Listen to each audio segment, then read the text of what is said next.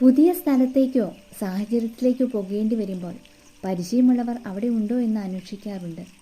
നിന്നെ അറിയുന്നവരോ ഞാൻ അറിയുന്നവരോ ഉണ്ടെങ്കിൽ അത് നമുക്ക് ധൈര്യമാണ്. നമുക്ക് വേണ്ട സഹായങ്ങൾ ചെയ്യാനും പുതിയ കാര്യങ്ങൾ പരിചയപ്പെടുത്താനും അവർ ഉള്ളപ്പോൾ ഒരു കൂട്ടായി.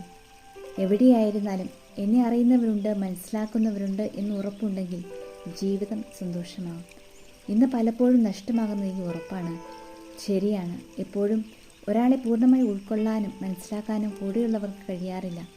ഇത്തരം സന്ദർഭങ്ങളിലാണ് ദൈവിക ഇടപെടൽ വ്യക്തിപരമായി അനുഭവമായി മാറുന്നത്.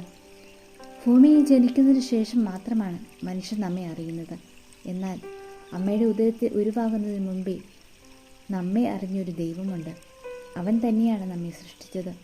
യഥാർത്ഥത്തിൽ ആ ദൈവത്തിന് മാത്രമേ നമ്മെ പൂർണ്ണമായി മനസ്സിലാക്കാൻ കഴിയൂ.